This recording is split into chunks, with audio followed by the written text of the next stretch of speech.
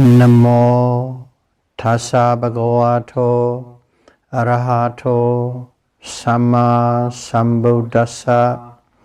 Namo tassa bhagavato arahato samma sambuddhassa. Namo tassa bhagavato arahato samma sambuddhassa.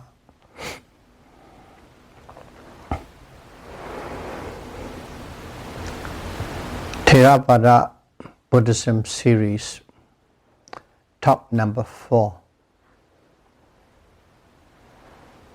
Vegetarianism and Theravada Buddhism.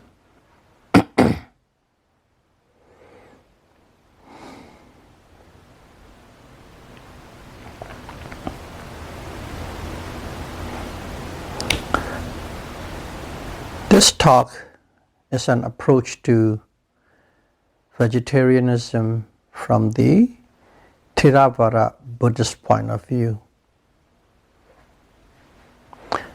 I fully understand that many people have different point of view on it.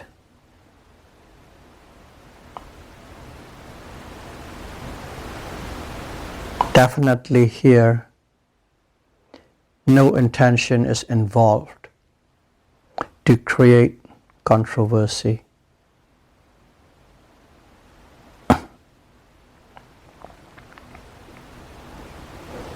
During 45 years of Buddha's ministry, he set out disciplines and rules for the monks and nuns who follow him when specific occasion calls for it.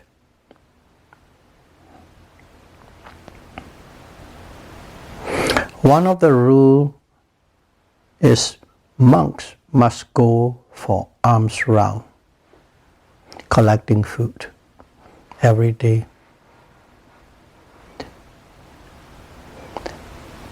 Monks must go for alms round. Alms round means collecting food every day to collect enough food for a meal, and must not store the food overnight. You have to discard it.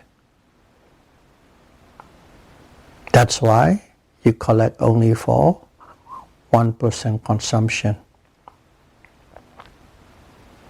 But he may collect more than one or more than personal consumption if there is a sick or a frail monk who cannot go for alms round and was in need of food provision.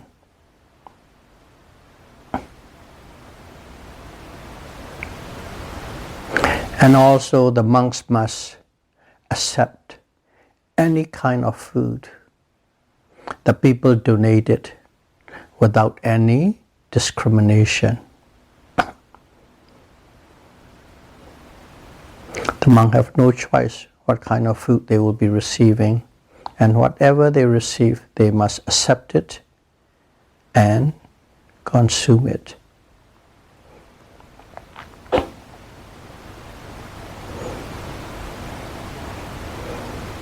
Monks are not supposed to put any burden on the people for their personal interest or for personal needs, including food preferences.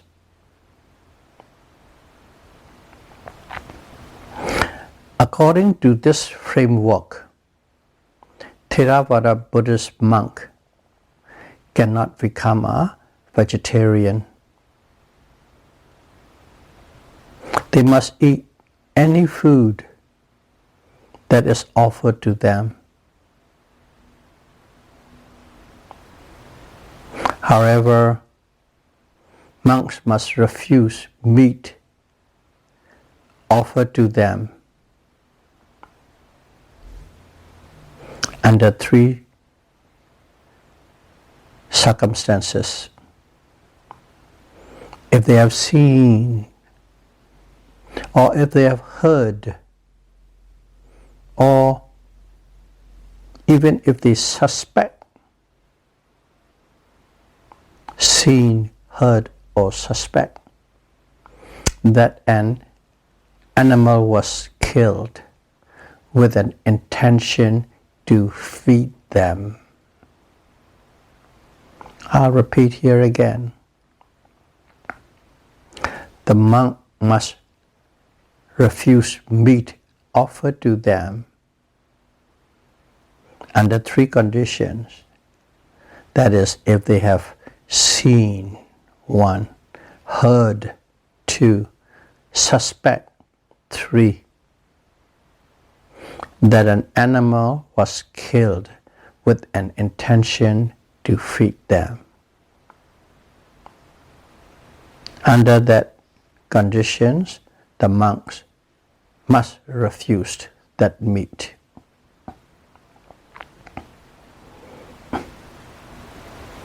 So these are the rules, the setting, how a Theravada monks can be or cannot be a vegetarian. But at the same time, all the food he collects are all vegetables and fruits. That day he is a vegetarian.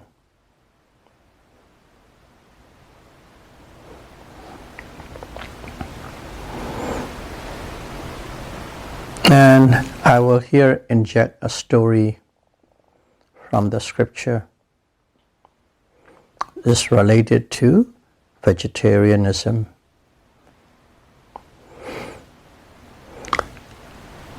The Buddha has many followers who became monks and nuns. And a lot of his relatives, also cousins, they became monks. It's called bhikkhu. Ordained and became, follow the Buddha's way. So there was one monk, bhikkhu. His name is Devadatta. Actually, he was a cousin of Buddha. Very proud, great ego, because he had practiced samatha meditation and he has attained all the high jhanas, and even he can exercise some psychical power.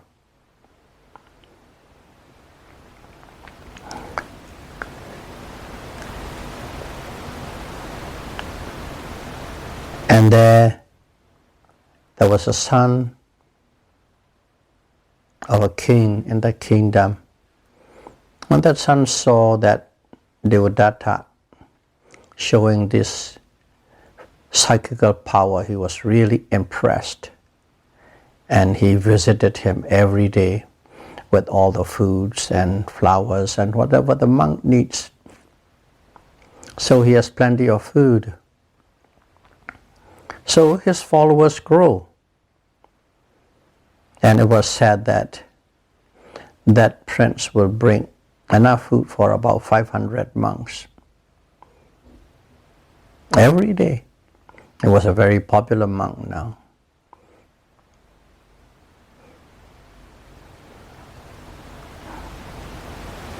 And with the devoted 500 followers. Even though he has psychical power, he doesn't have any insight. He doesn't have any wisdom. Okay? Insight, wisdom comes from vipassana. He hasn't reached that level yet. So he was thinking just like any one of us. And think in this setting, when a king passed away, the prince become a the next king, or he has the highest, greatest power next to the king. So the way he was thinking is Buddha is the leader among these Sangha, Bhikkhu, and he wants to take Buddha's place. He wants to manage the system. So he was always thinking and scheming. To do that, he has to popularize himself. So one day he was thinking about that, because it's a situation where some of the people in the kingdom call the Buddhist monk meat eater, like as a disgrace, putting down meat eating monks, meat eating Buddhist monks. That was going around, because at that time there are many other religions flourishing in India. Two famous ones are Jainism and Hinduism. And in those systems, the holy person, the wise of those religions, they are vegetarian. It is a necessary, for their growth and progress on their own path towards God. So, from the ordinary people point of view, it is very impressive. Ordinary people eat meat and these, so it must be very holy. Buddhist monks are not holy that much because they eat meat. So that's a story going around in the circuit of the people. So he used that opportunity, and he knows that Buddha wouldn't approve it, or at least he guessed. He went to the Buddha with all his followers and demanded the Buddha to set out a rule. Please set out a rule or a discipline for all monks must be a vegetarian. And the Buddhas look at the whole situation, and he didn't set the vegetarianism rule, because the system, Buddhist system is different. The monks must go arms round every day, cannot keep any food, store food overnight, and must eat whatever it is given.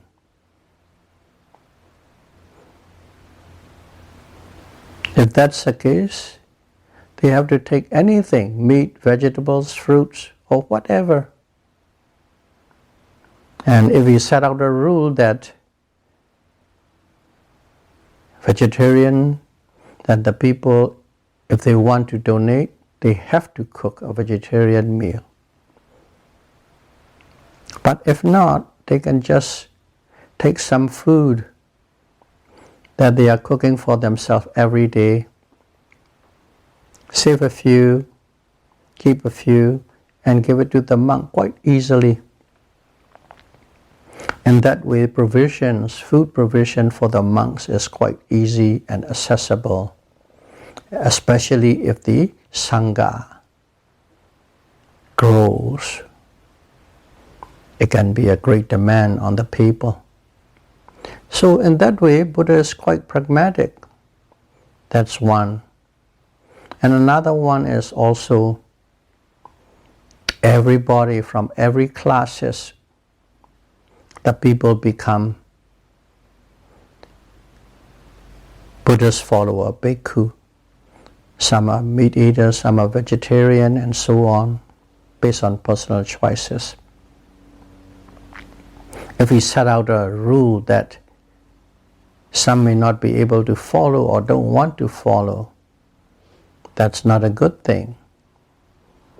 Set a rule that can be followed. In that way, Buddha is quite pragmatic. That's why Buddha did not set a rule discipline that monks must be a vegetarian. The monks must eat anything that is offered. So that is the story at the time of Buddha, directly related to vegetarianism. It was demanded by Theravada, but Buddha refused, meaning he didn't set that rule. So it's quite clear Buddhist monks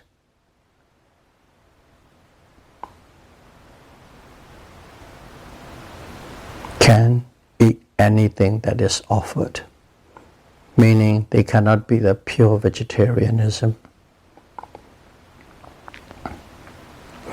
But Buddha is skillful in many ways.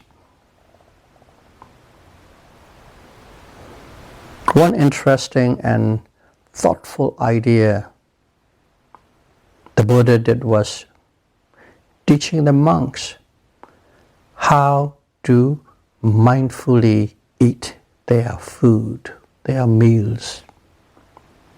You simply just don't eat, you must eat mindfully. That's a part of the program, part of the teaching, a part of the discipline, that how the monks must eat mindfully.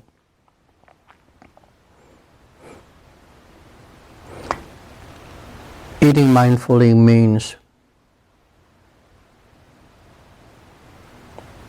the person must be focusing on the process of eating, on the process of eating, such as collecting food, lifting the food, putting the food in the mouth, chewing, movements, grinding, if there's a tasting, swallowing, that's it. Every spoonful or every handful or every mouthful must be eating in such a fashion. You focus on the process. You don't focus on what a great dish I have, or what a great meat I have, or what are my favorite curry dishes coming. They are all out of the window.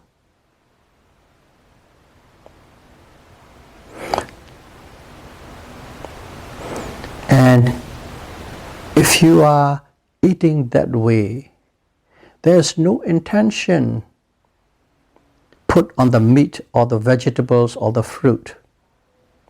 It's simply a food. No intention put on meat or vegetables or any kind of food that the monk is eating. That is mindfully eating. In this case, in this particular case, the Buddha was teaching not to have craving on any type of food, including meat. Not just meat, including any type of food, any type of curry, dishes, style. Simply, food is consumed for nutritional purpose only, so that the body could sustain and the body could do or function whatever is necessary of the day, of the life. The purpose is simply clear.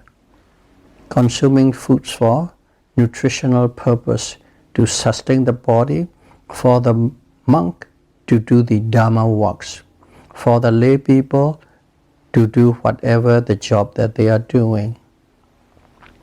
The emphasis is different. The attitude is different. Nothing about the actual content of the food. Eating with that mindset, it makes no difference whether you are eating vegetables or meats or fruits or rice or bread.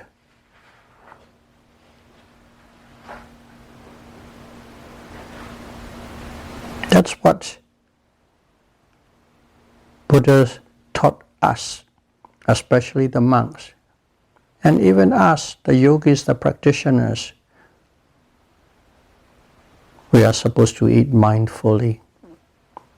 The best that we can, of course, because you are a householder.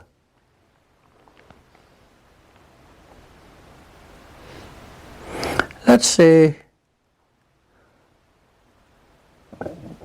one is eating vegetables. You're a vegetarian. You're eating vegetables for your meal. But you are not a vegetarian from the beginning. When you're young, you eat whatever your parents feed, so you have some taste for the meat. But now you are a vegetarian, or let's call it a transitional state. You're eating vegetables, and suddenly you have a yearning for meat. Oh, that beef, that chicken, that pork my mom made. A little thought flashed up. That means yearning for meat while you're eating your meal. And that is craving.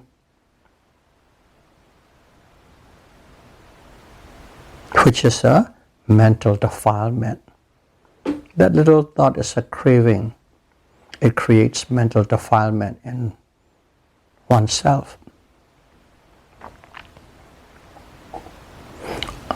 That's a craving. Or you just become dissatisfied. Oh, my meal, there's no meat, all vegetables and rice.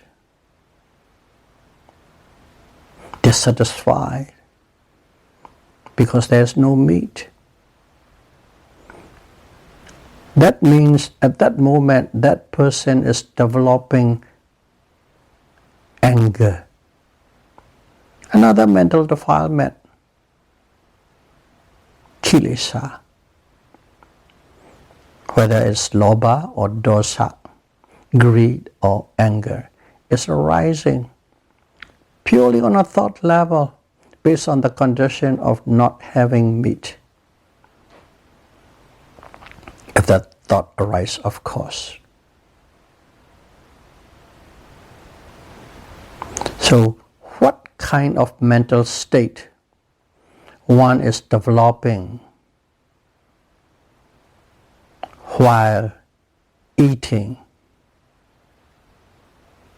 Whatever you are eating is the important point, is the vital point, is the critical point.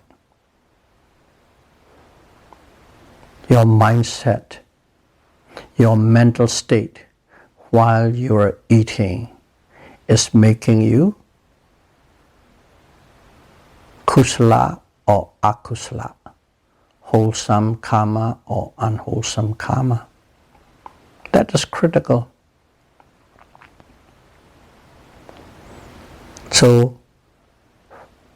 So far we are emphasizing more on the monks.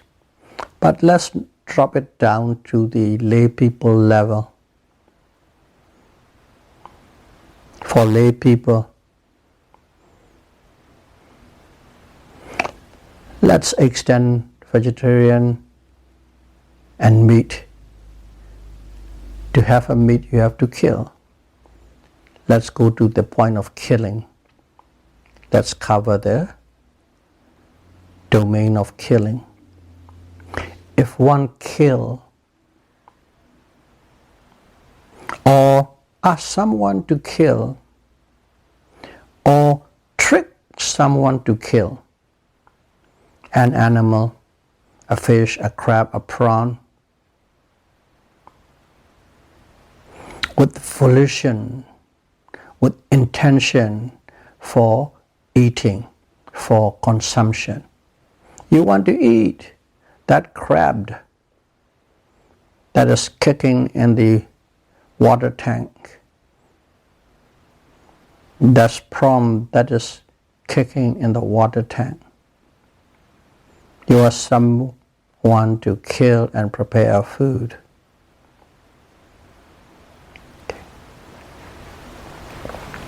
And at that moment, that person is developing greed and anger.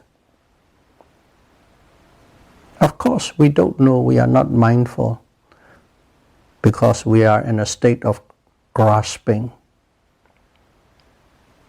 At that moment, there's a mental state of greed and anger is developing in that person. Whether he killed himself, or he asked somebody to kill, or he tricked somebody to kill. Some animals for your own food consumption.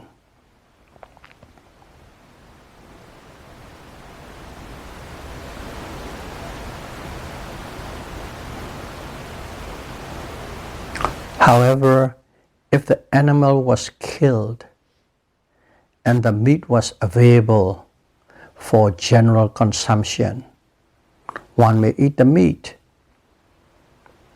So two things. You don't intentionally kill, you don't intentionally ask somebody to kill, you don't intentionally trick somebody to kill. That meat one must not, because if you do, there's a negative mental state. But there's a meat available to the public for consumption, you may eat that meat if you want to. That is where the distinction is drawn. So in here, if you look at it, there are two actions involved. Okay?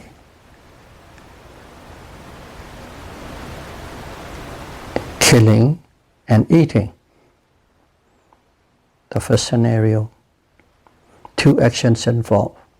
One is intentionally killing, volitionally killing.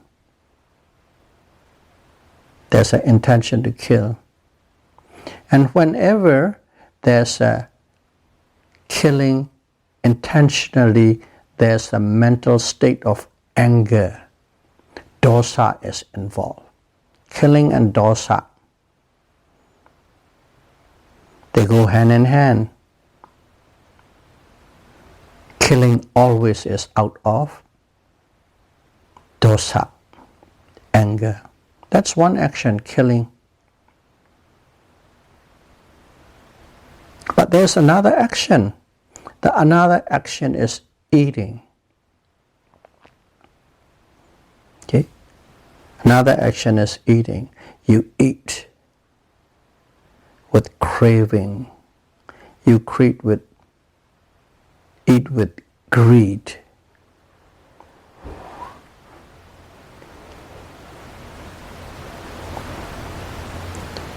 You eat with grasping. That's eating. In other words, at that moment you are having a kilesa, mental defilement of lobha, greed. While eating, lobha, greed, mental defilement is involved. Killing, dosa, anger, mental defilement is involved. Because we are doing just like naturally like everybody. We don't know, but those mental states, negative mental states, are developing and developing and developing. We don't even know it is developing. But it is.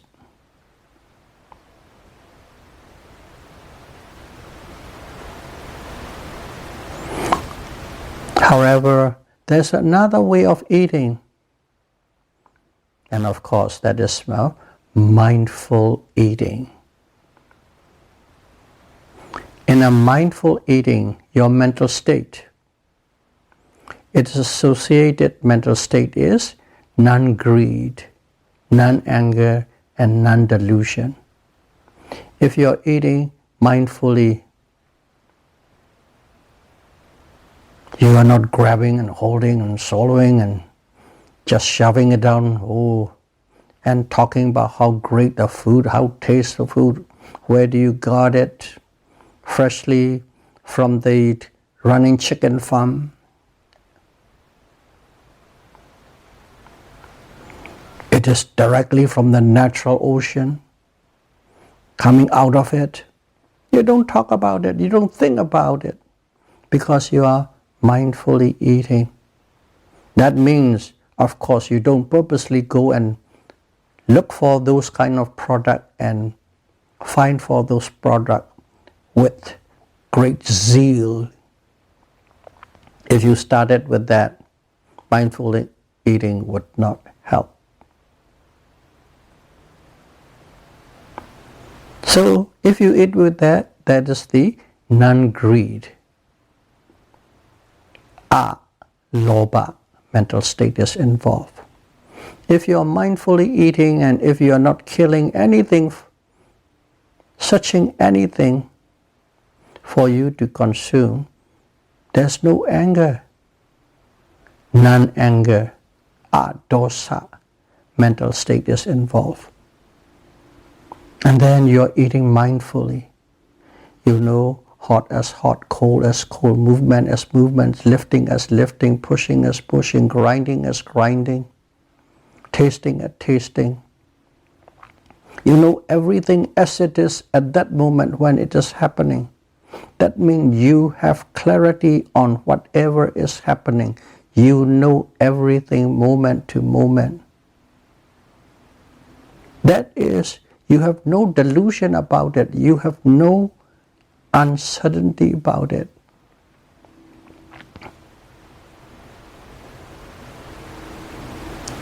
You are delusion free. You are illusion free. You are not ignorant. Moha, non-delusion. So that's a mental state one is developing. You take whatever you can get from public consumption without discriminating and specifying, and then you eat mindfully. You are developing mental state of lobha, dosa, moha, non-greed, non-anger, non-delusion. Simply, we are all eating, but at the same time, based on the condition it arrives there and conditions that what one is doing, whether you are developing positive mental states or negative mental state is happening. And at the same time, we are not aware of it. But when these are repeated again and again and again, it becomes a big knot in you, a habit of those negative states or positive states.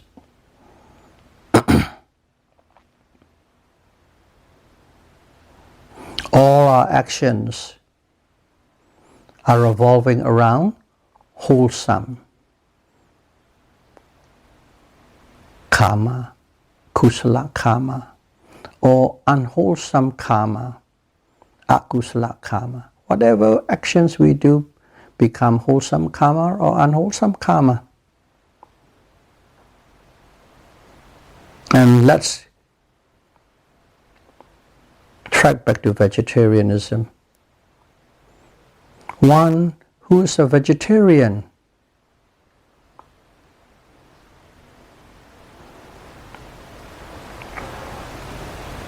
if that one shows a superior complex over the meat eater, at that moment, that person is developing ego, increasing ego, conceit. That's a mental defilement. Yeah, you're a vegetarian, a good thing to do, but you look down upon people who eat meat, then you are developing mental defilements called conceit, ego conceit.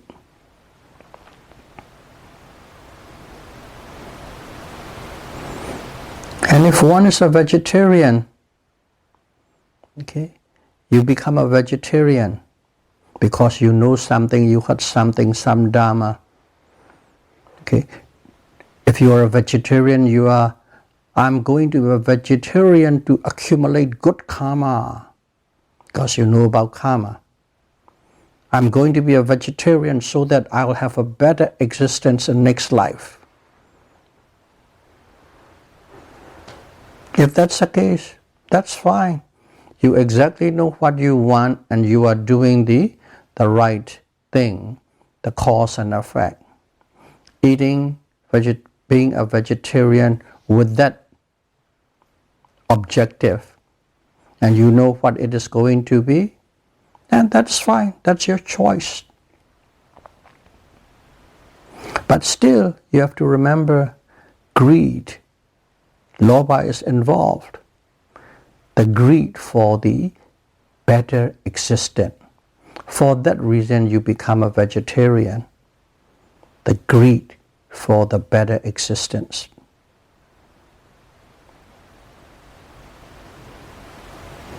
Let's go another one.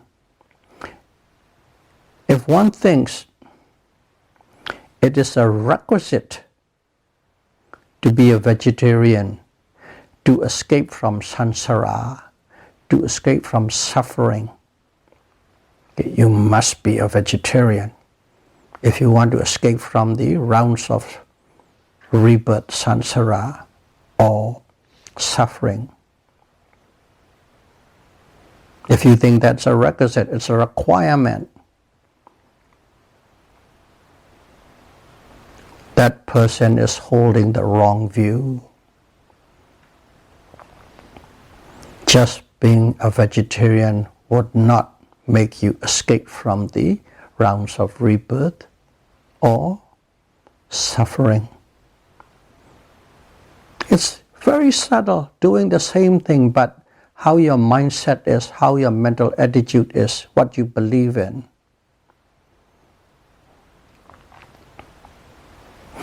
Buddha quite often reminded us that the attachment to strongly held view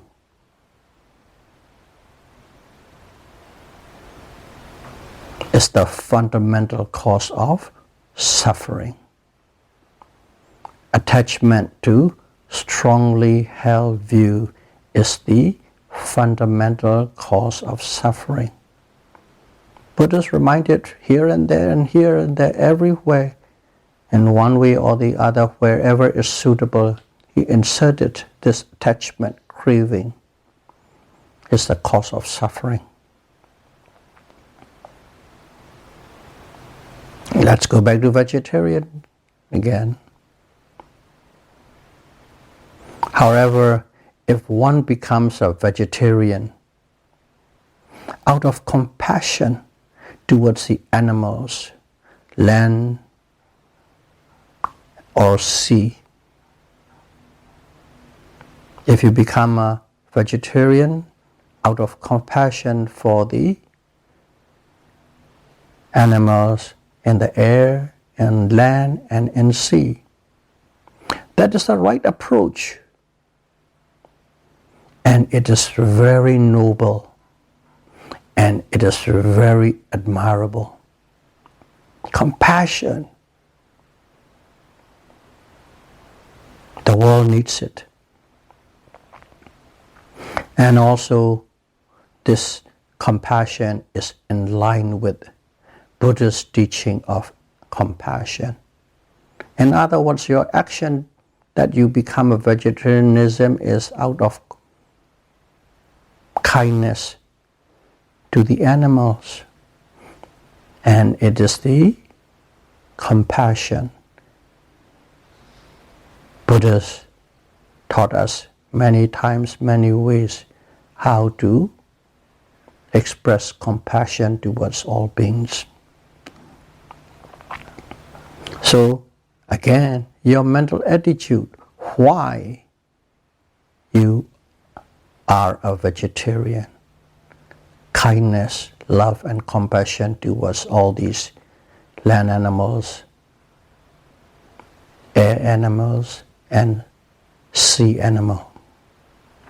It's admirable. It's very noble. It is our choice that creates suffering or peace. We are choosing all the time. One leads to suffering and one leads to peace. Physical, verbal or mental actions with right attitudes and view will set all things in the right direction. May all of you bear wise attention, yonisamanasikara, in all the choices you make while you are journeying on the path to eliminate all form of suffering. Sadhu, sadhu, sadhu. Thank you very much.